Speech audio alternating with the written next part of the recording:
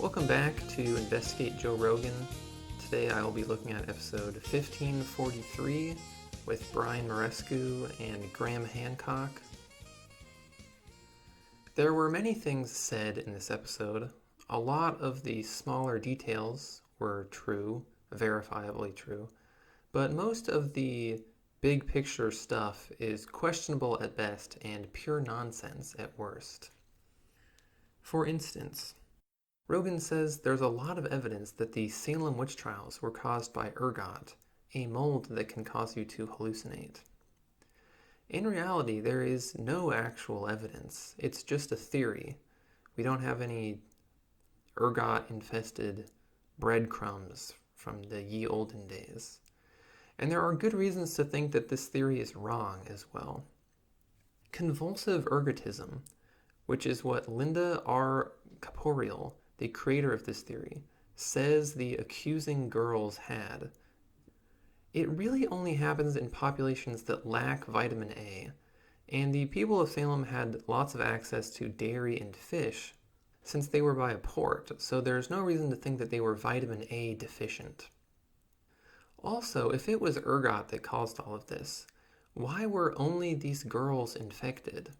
Everyone would have been eating the same infected grain, right? At the very least, other members of their families would have been infected, because surely they would have been eating the same bread, right? Typically, when there's ergot outbreaks in history, tons of people get it, not a couple kids. Court records also show no signs of vomiting, diarrhea, or livid skin, all of which are standard ergot symptoms. The sorts of things that the girls claim they saw also aren't really consistent with ergot. They saw specific real people from their village, not weird perceptual distortions, which is what you'll experience if you're on ergot. The better theory is that they were just faking it. You can tell from the records that as the trial progresses, the girls slowly change their symptoms and their stories to fit what the puritanical idea of witches was at the time. They would also react to things in the courtroom, such as they would start screaming and convulsing when the accused person moved and things like that. If they were genuinely on ergot and really seeing things, they wouldn't be able to time it. They would just, randomly start vomiting and go into horrible convulsions during the trial or something like that. They wouldn't be able to pick their spots so perfectly to get people in trouble. A bit later, this is another smaller thing from the episode, Brian says the Rit Veda is the oldest Western literature.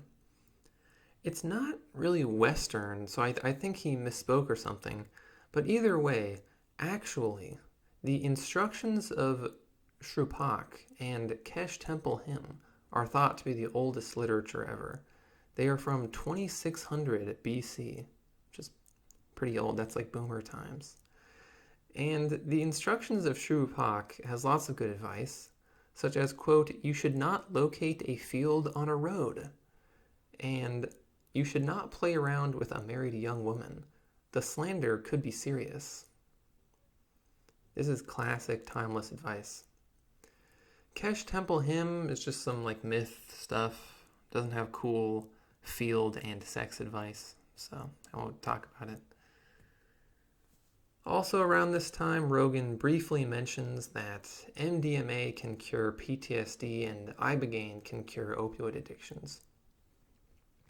I talked about this in my episode on Ben Westhoff, but that was forever ago. These are far from confirmed. Whenever Rogan brings them up, he pretty much says that they're confirmed miracle cures. But in reality, the scientific jury is still out on these things. They might work, but they also might not work. It's just not really known at this time. After a while, they do start to get into the big ideas from his book. And the sort of big idea on the Greeks that the mysteries of Eleusis adherents were doing drugs It seems plausible to me, honestly. I don't really have a problem with that. But some of the things he uses to support this are questionable. For instance, he says Eleusis, or the mysteries of Eleusis, was the foundation of all Greek society. And his argument for this is simply that when Rome was destroying the mysteries of Eleusis, the followers told them that if they destroyed it, Greek civilization and the whole world would fall apart. Well, in my opinion, that's not really an argument for it actually being the foundation of all Greek society. Think about it this way. If you asked certain Christians today in America, what would happen if you destroyed the church and got rid of all churches? Some of them would probably say, well, America will fall apart, it'll collapse. But Brian probably wouldn't believe them, would he? He would not take this as serious evidence that America would collapse. So I don't see why we should take the word of these random Greek people as evidence that the Eleusis was seriously the foundation of everything. I think that's sort of distorting how important it actually was. Around this same time, Rogan says the books The Dead Sea Scrolls and the Christian Myth and The Sacred Mushroom and the Cross were bought out by the Catholic Church to stop people from reading them. I think he seems to imply that the Catholic Church intentionally bought every copy so that, people went to the bookstores and they went to the shelf where the sacred mushroom would be and there was nothing. Oh no. And apparently these books are so silly that not even Brian can get on board with them. He says they're just word games. But really, there is no evidence that the Catholic Church bought every copy. This is just an internet conspiracy theory. Now on to something much more serious than the ancient Greeks. Much more important.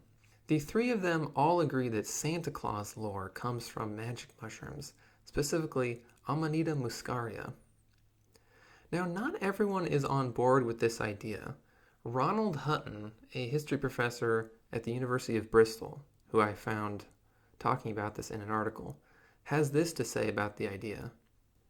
Quote, if you look at the evidence of Siberian shamanism, which I've done, you find that shamans didn't travel by sleigh, didn't usually deal with reindeer spirits, very rarely took mushrooms to get trances, and didn't have red and white clothes.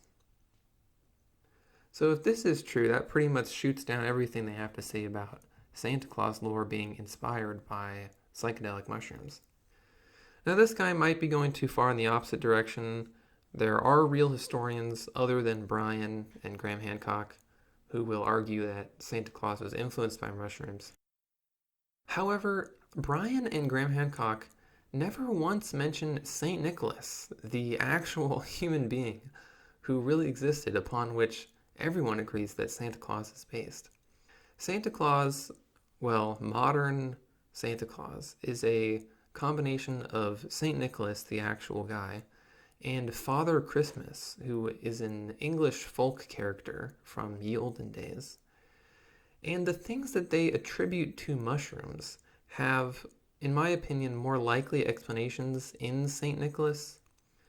For instance, Santa could wear red because of magic mushrooms in Siberia, or it could be because St. Nicholas wore red in real life. Just look at any of the icons of him. So it's possible that some parts of Santa lore do have roots in mushrooms, but they overblow the whole influence. They basically say that Santa is entirely based on drugs, which is just not true. Also, a quick sidebar for any of you guys who play Melee. Isn't it suspicious that the player from back in the day who used Fly Amanita as his gamer tag played ice climbers who wear fur-trimmed coats just like Santa? Think about it. Think about that.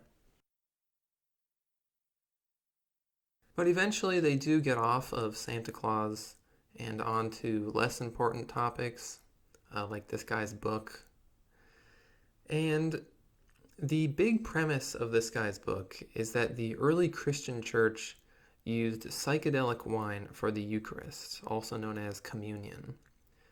The only evidence he uses from the actual New Testament to support his theory, really the closest thing he has to evidence at all, is a few verses from 1 Corinthians, which is a letter that St. Paul wrote to a church.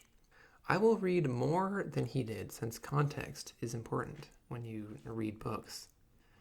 So 1 Corinthians 11:27 through 34 reads, "So then, whoever eats the bread or drinks the cup of the Lord in an unworthy manner will be guilty of sinning against the body and blood of the Lord. Everyone ought to examine themselves before they eat of the bread and drink from the cup.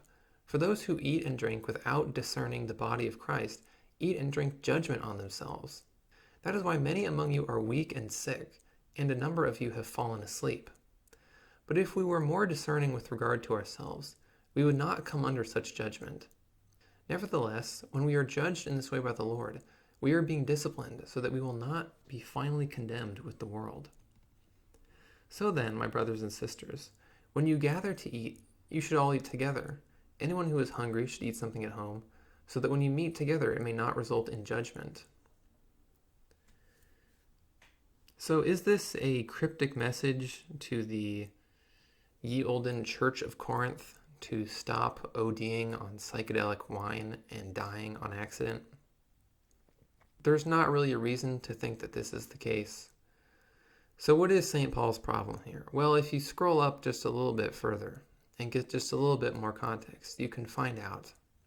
In verses 18 through 22, which Brian leaves out, which are just before this, St. Paul writes, "In the first place, I hear that when you come together as a church, there are divisions among you, and to some extent I believe it.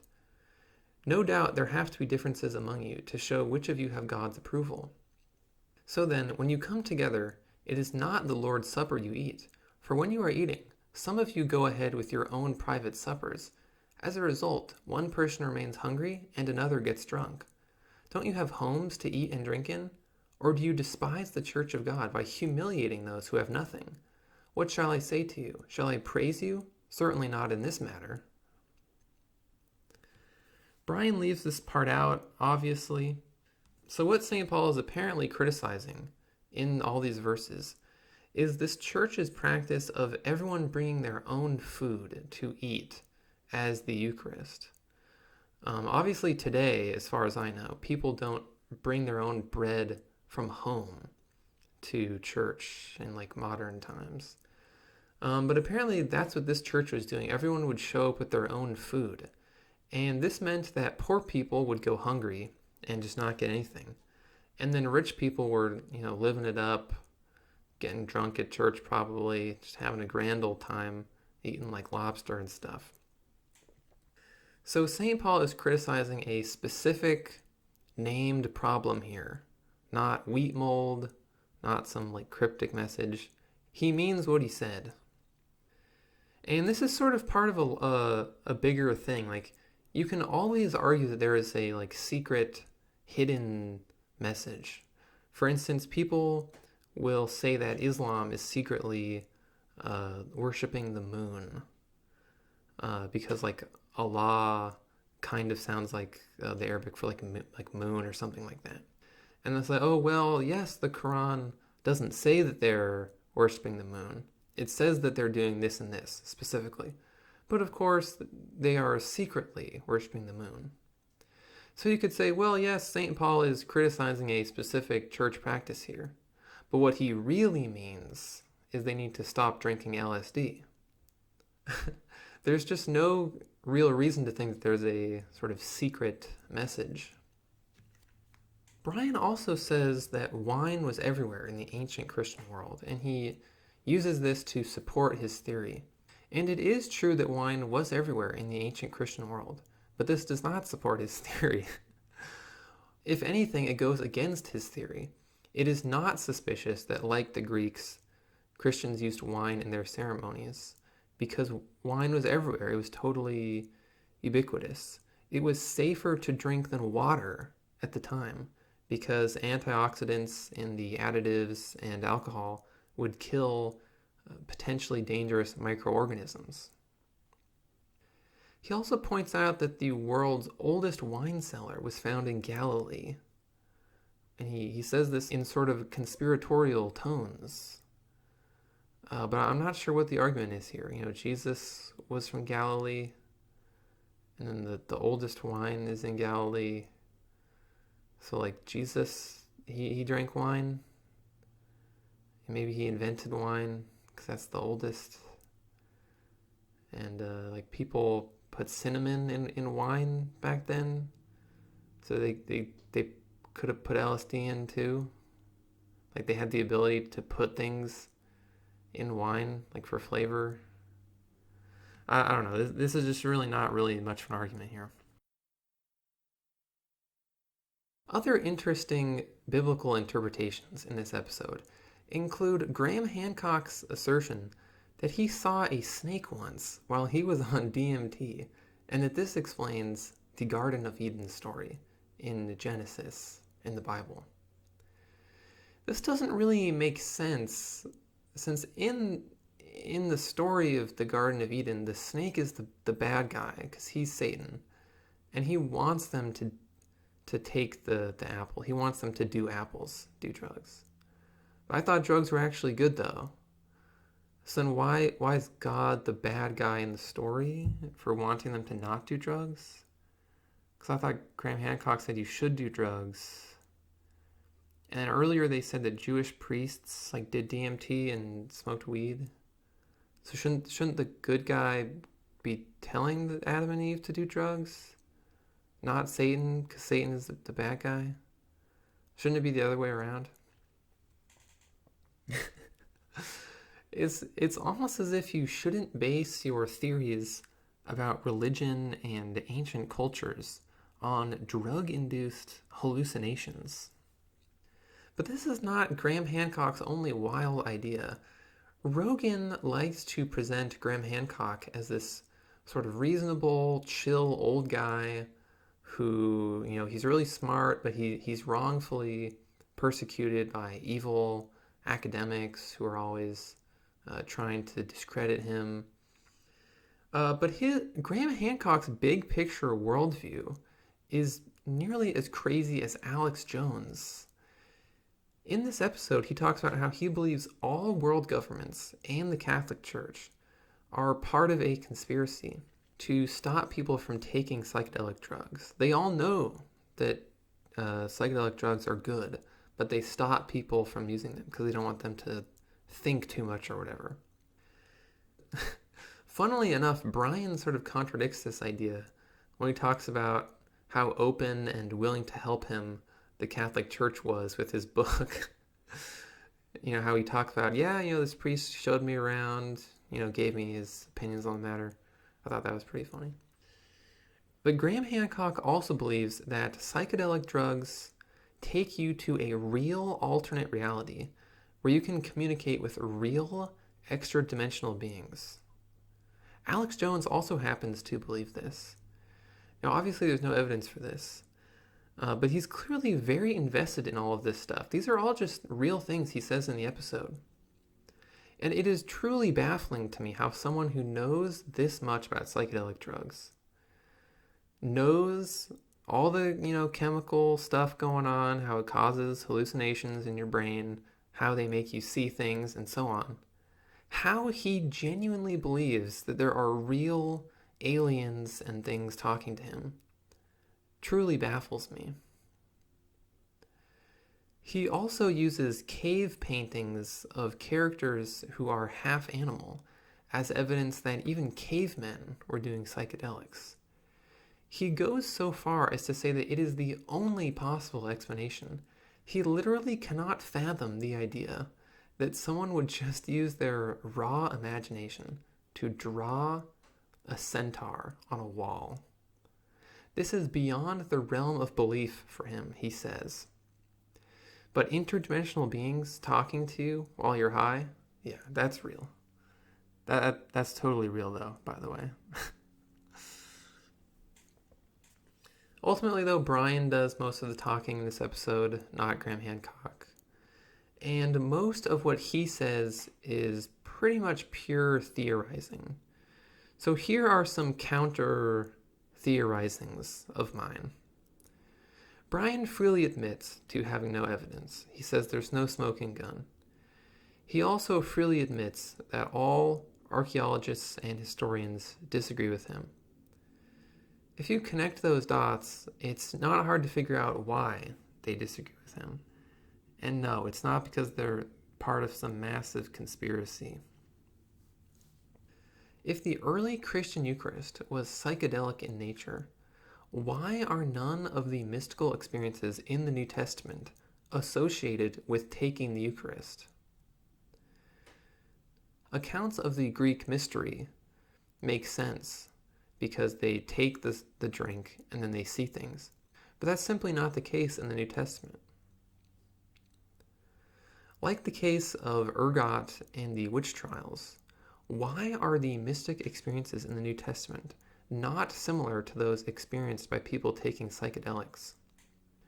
The mystic experiences in the New Testament are not at all similar to, say, the things Rogan and Graham Hancock describe as seeing when they are high.